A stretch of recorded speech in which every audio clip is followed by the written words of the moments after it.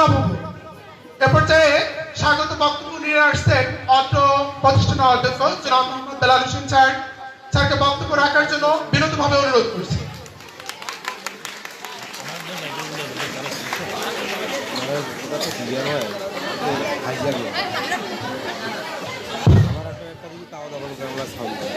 ভালো মাইক্রোফোন দিয়ে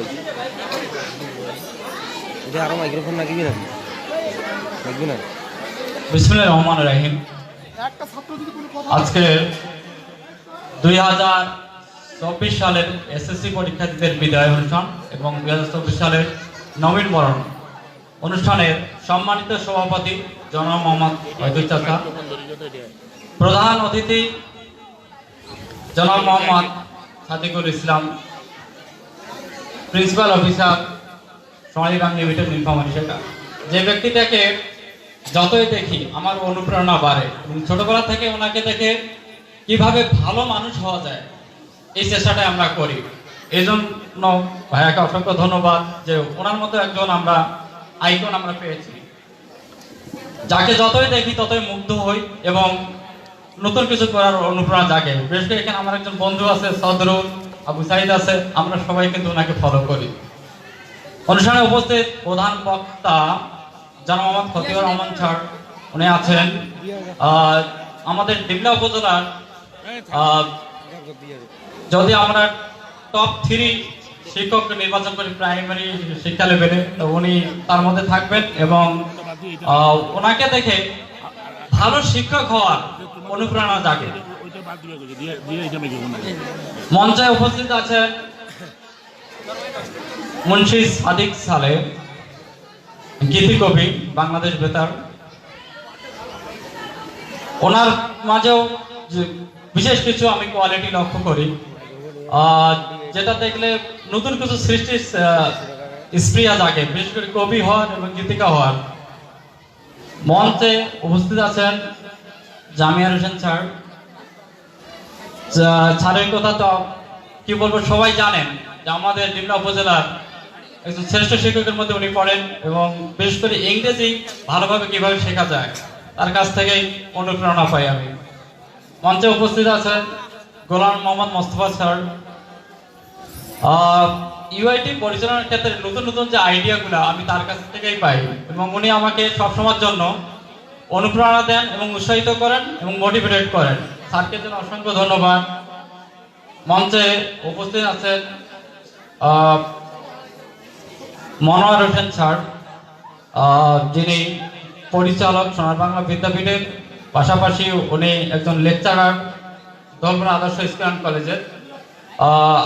দীর্ঘদিন আমরা একসঙ্গে বিভিন্ন জায়গায় শিক্ষকতা করেছি এবং একজন ভালো মনের মানুষ এবং এরকম মানুষ সবসময় সাথে থাকলে ভালো কিছু করার স্প্রিয়া আরো বেড়ে যায়। মঞ্চে উপস্থিত আছেন আবু সাইদ বাপ্পি। ছোটবেলা থেকে একসঙ্গে খেলাধুলা করছি আমরা, কিভাবে আসলে ভালো কিছু করা যায়। সারা দেশের মধ্যে তার একটা বিচরণ আছে, চিটাগাং থেকে শুরু করে ঢাকা এবং বিভিন্ন ধরনের কাজের সাথে কর্মকাণ্ডের শেষে জড়িত এবং তার কাছ থেকে মানে বড় কিছু করার অনুপ্রেরণা সবসময় আমি পাই এবং ভালো মন্দ সবসময় আমি শেয়ার করি। এবং আমাদের ইউআইটির সে পরিচালক, সহকারী পরিচালক সানু, আবু সাইদ এবং মঞ্চে উপস্থিত আছে আমার বন্ধু সদরুল আলম, ইউআইটির সহকারী পরিচালক। এবং যখন আমরা ঢাকায় সানু সদরুল সঙ্গে ছিলাম, আমাদের সবসময়ের জন্য জাগতো যে আমরা রংপুর অঞ্চলে যারা আছি আমরা পিছিয়ে থাকি, বিশেষ করে বিভিন্ন ক্লাসে বিভিন্ন প্রতিযোগিতায় বিভিন্ন অনুষ্ঠানে আমরা দেখি যে রংপুর অঞ্চল পিছিয়ে। তো সদরুল সানু এরা বলতো যে এলাকায় কিছু করা যায় কিনা, আমরা কখনো যদি ভালো কিছু করতে পারি এলাকায় করবো উত্তর অঞ্চলের জন্য। যার কারণে সদরুল সানু সবাই এলাকায় ব্যাক করা। সদরুল চাইলেও কিন্তু ঢাকা শহরে স্থায়ী হতে পারতো, এরকম সুযোগ তার ছিল, কিন্তু তার সবসময় ইচ্ছা ছিল যে আমাদের উত্তর অঞ্চল বিশেষ করে ডিমলার জন্য কিছু করা যায় কিনা। এবং সেই ইচ্ছা থেকে সে অলরেডি অনেক কিছু কাজ হাতে নিয়েছে। একটা সে প্রতিষ্ঠানও করেছে অলরেডি, যেখানে কয়েকজনের কর্মসংস্থান হয়েছে এবং ইউআইটির সাথে তো সে আছেই। মঞ্চে আরো উপস্থিত আছেন মনিরুল ইসলাম মনি, সে ইউআইটি শুরু থেকে ছিল, এখন পর্যন্ত আছে। ইউআইটির প্রতিষ্ঠাকালীন শিক্ষকের মধ্যে সে একজন। তো মঞ্চে উপস্থিত আছেন জাহাঙ্গীর আলম ভাই, ওনার মেয়ে ইন্না। ওনার প্রতিটা বাচ্চাই আমার স্টুডেন্ট ছিল এবং এখনো আছে। উনি শিক্ষার জন্য কি করা দরকার উনি আমাদের এলাকায় দেখিয়ে দিয়েছেন। প্রতিটা বাচ্চাটাকে এত সুন্দরভাবে তিনি শিক্ষায় শিক্ষিত করে যাচ্ছেন যে ওনাকে থেকে অনুপ্রেরণা পাই আমি যে বাচ্চাদের কিভাবে শিক্ষিত করতে হয়। তো সবাই এবং মঞ্চের সামনে উপস্থিত আছে আমার প্রাণপ্রিয় শিক্ষার্থী, বিদায়ী শিক্ষার্থীরা, সবাইকে আমি আমার শুভেচ্ছা এবং সালাম জানিয়ে শুরু করছি। আপনারা সবাই ভালো আছেন তো?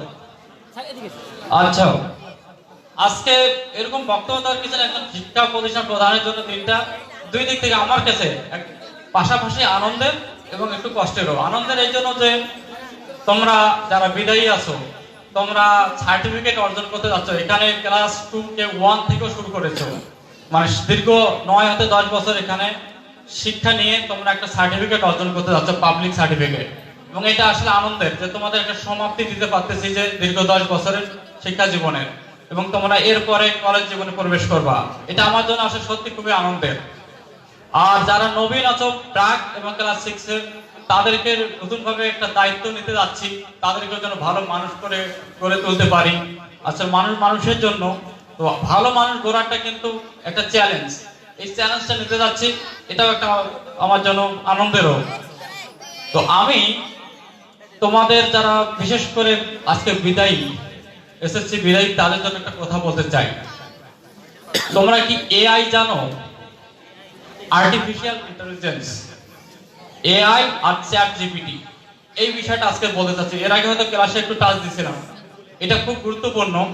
আমি এটা বিভিন্ন সভা, সেমিনার এবং ইউনিসেফের বিভিন্ন কার্যক্রমে অংশগ্রহণ করে ঢাকায়, বিশেষ করে লাস্ট ইয়ার আমি যখন চিরমতি সম্মেলন কেন্দ্রে কয়েকটা ট্রেনিং এ অংশগ্রহণ করি, ওখানে যাওয়ার পর দেখি যে আমাদের জন্য কি কি চ্যালেঞ্জ অপেক্ষা করতেছে আগামী 5-10 বছর পর আমরা কি কি চ্যালেঞ্জের সম্মুখীন হব।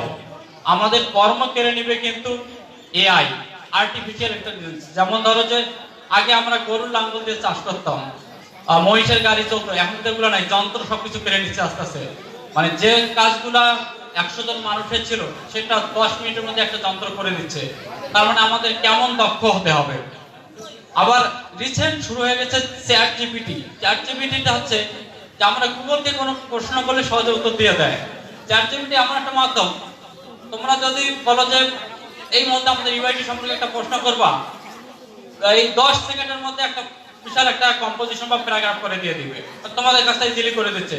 একটা ম্যাথ তোমরা করতে পারতেছো না, চ্যাট জিপিটিতে দিয়ে দিবে, 2 সেকেন্ডের মধ্যে একটা সমাধান করে দিচ্ছে। কি বিষয়ে তোমার প্রশ্ন করবা, চ্যাট জিপিটি করে দিচ্ছে। এবং একটা প্রতিষ্ঠান চালাবা, তার জন্য কি মডিউল তৈরি করা দরকার, চ্যাট জিপিটিকে প্রশ্ন করে সঙ্গে সঙ্গে উত্তর দিয়ে দিচ্ছে। তার মানে কি মানুষকে আর লাগতেছে না। তবে হ্যাঁ, মানুষ কি তার মানে কি অসহায় হয়ে যাবে? তা না, মানুষ তো এগুলাকে পরিচালনা করবে। কারণ আমাদের কতটা দক্ষ হতে হবে, আমাদের এত বেশি দক্ষ হতে হবে যে আর্টিফিশিয়াল ইন্টেলিজেন্স যে আছে, রোবোটিক্স, এদের সাথে যুদ্ধ করে টিকে থাকতে হবে। তো রোবট তো মানুষই তৈরি করতেছে, তারপর আমাদের কর্মটা তো রোবট পেয়েছে। আমি কিছুদিন আগে ঢাকার একটা বড় একটা শপিং মলে গেলাম, রোবট কাপড় বিক্রি করতেছে। রোবট জিজ্ঞেস করতেছে আমি কি নিতে চাই। আমি তো প্রথমে ভয় পেয়ে গেছি। রোবট মানে 10 জন কর্মচারীর কাজ একাই করতেছে, কাপড় নিয়ে এনে দিচ্ছে, দাম সব বলে দিচ্ছে। এই রোবোটিক্স কিভাবে পরিচালনা করতে হয়, আমাদের কতটা দক্ষ হতে হবে তাহলে? তার মানে কি যন্ত্রের সাথে যুদ্ধ করে টিকতে হবে। তো তোমরা ভালোভাবে শিক্ষাটা অর্জন করবে, টাইম কিল করবা না, টাইম কিলিং মেশিন হবা না। প্রতিটা মুহূর্তকে কাজে লাগাবা। সারা বিশ্বে কি ঘটতেছে, তোমরা কিন্তু শুধু বাংলাদেশের সিটিজেন আর নও, গ্লোবাল সিটিজেন। আমরা এখন সবাই আসলে একটা গ্লোবাল ভিলেজে বসবাস করতেছি, এবং গ্লোবাল ভিলেজ হয়তো তোমাদের প্যারাগ্রাফে আসতে পারে, ঠিক আছে? তো গ্লোবাল সিটিজেন কিন্তু আমরা এখন শুধু বাংলাদেশের সিটিজেন নই। তার জন্য আমাদের কি গ্লোবাল একটা ল্যাঙ্গুয়েজ আছে, ইংরেজি, এটা তো তোমরা জানো, আশা করি সবাই বলতে পারো। আমাদের স্টুডেন্টরা, আমি আশা করি শতভাগ তোমরা ইংরেজি পারো, বলতে পারো। তোমরা এটা চর্চা করবা। আর বিগত বিভিন্ন পাবলিক পরীক্ষা ভার্সিটি অ্যাডমিশন টেস্টগুলোতে আমাদের এই ইউআইটির স্টুডেন্টরা কিন্তু সফলতার সাথে চান্স পেয়ে যাচ্ছে। গতবারও কিন্তু এখানে ইফাজ আছে, তার বোন কিন্তু রাজশাহী ইউনিভার্সিটি চান্স পেয়েছিল। তারপরে এই ইন্না আছে, তার বড় ভাই সেও ঢাকা ইউনিভার্সিটিতে, কেউ বেগম রোকেয়াতে, কেউ হাজির আছে। এবং আরেকটা নিউজ দেই যে আমার একজন স্টুডেন্ট হাজিদানের টিচার হয়েছে, কেভি আজুল স্যার আছে ভাস্তি কেভি, ওকে কিন্তু আমি শুরু থেকে ইন্টারভিউ করে গেছিলাম, তো উৎসাহ দিতে পেরেছিলাম। আমি তাকে বলেছিলাম, আমি নিজে কি হতে পেরেছি জানি না, কিন্তু তাকে উৎসাহিত করেছিলাম যে কিভাবে ভালো মানুষ হওয়া যায়, কিভাবে কি করা যায়। সে যে হাজিদানসে জয়েন করবে কিনা সেই পরামর্শটা আমার কাছে নিয়েছিল, তা ভালো লাগে। তো তোমরাও এরকম ঢাকা ভার্সিটি বুয়েট এগুলো শিক্ষক হবা, বড় মানুষ হবা, এটা আমি কিন্তু প্রত্যাশা করি। যে স্বপ্নটা আমরা নিজে দেখতাম সেটা এখন তোমাদের মাঝে বাস্তবায়ন করতে চাই। তোমরা এটা স্বপ্নটা পূরণ করে দেখিয়ে দিবে যে স্যার হ্যাঁ আমরা পেরেছি, এটাই তাহলে আমাদের সফলতা হবে।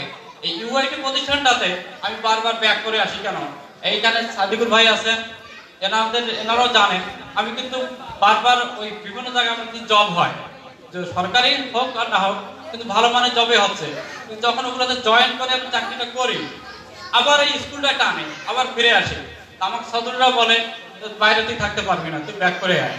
আমি লাস্ট যখন ইউনিসেফে কাজ করবো শিক্ষা প্রোগ্রাম বরিশালে, সর্বশেষ বেতনটা কিন্তু আমি 1,20,000 টাকা তুলি, তারপরে চাকরিটা কিন্তু ছেড়ে দিলাম এই স্কুলটার জন্যই। আমার কেন শিক্ষার ক্ষেত্রে টানে শুরু। তো আমি চাই যে তোমরা ভালো মানুষ হও, তোমাদের মাঝে আমার স্বপ্নটা পূরণ হোক, তোমরা বিশ্বটাকে জয় করো, আমি যেন তোমাদের মাঝে বেঁচে থাকতে পারি, আমরা ইউআইটি পরিবার যেন তোমাদের মাঝে বেঁচে থাকতে পারি। আর আমি সবসময় যেন উৎসাহ পাই বা শক্তি পাই। এই সামনে যে মঞ্চে যে কয়েকজন ব্যক্তি আছেন, সম্মানিত ব্যক্তি, এনারা কিন্তু তোমাদের চোখে কেমন জানি না, আমাদের এলাকার মানুষ বলে, কিন্তু বাইরে কতটা সম্মানী এরা তোমরা কল্পনা করতে পারবে না। যখন বাইরে এনাদের কথা আমি বলি, কতটা সম্মানের চোখে এনাদেরকে দেখে মানুষ সম্মান করে, এরকম মানুষ হতে পারাটা সত্যি গর্বের বিষয় এবং সফলতা। আমি যদি ওনাদের মতো হতে পাই তাহলে আমার জীবনে আর কোনো চাওয়ার নেই। এই যেমন প্রতিভা স্যার আছেন, সাদিকুল ভাই আছেন, ওয়াহিদুল চাচা আছেন, মুন্সি সাদিক স্যার আছেন, আমাদের Abu Sayeed, Mostafa sir, Monowar sir, Shamim sir আছেন এখানে। এই মানুষরা যে জামিয়াত স্যার, এই মানুষগুলোর মতো মানুষ হওয়ার চেষ্টা করবা, তাহলে জীবনে আর কিছু চাওয়ার দরকার নেই, সফল তোমরা। এই যে মঞ্চে মানুষগুলো আছে এনাদের মতো অ্যাটলিস্ট হওয়ার চেষ্টা করো, পারলে কখনো এনাদেরকেও ছাড়িয়ে যেতে পারো, এনারা খুশি হবে। তো সর্বশেষ আমি তোমাদের সবার সুস্বাস্থ্য কামনা করে শেষ করছি। আল্লাহ হাফেজ। ধন্যবাদ। অত্র প্রতিষ্ঠানের অধ্যক্ষ জনাব মোহাম্মদ বেলাল হোসেন স্যার দীর্ঘ সময় ধরে আমাদের মাঝে মূল্যবান বক্তব্য রাখলেন। আমরা সকলে এই স্যারের বক্তব্যকে অনুসরণ করার চেষ্টা করব এবং সামনে কিভাবে অগ্রসর হওয়া যায় সে বিষয়ে স্যার যে দিক নির্দেশনা দিল সেগুলো আমরা অনুসরণ করব। এ পর্যায়ে আমাদের মাঝে বক্তব্য রাখবে অত্র প্রতিষ্ঠানের 10ম শ্রেণীর শিক্ষার্থী শাহরিয়ার ইসলাম তুহিন। শাহরিয়ার ইসলাম তুহিনকে বক্তব্য রাখার জন্য আমন্ত্রণ করছি।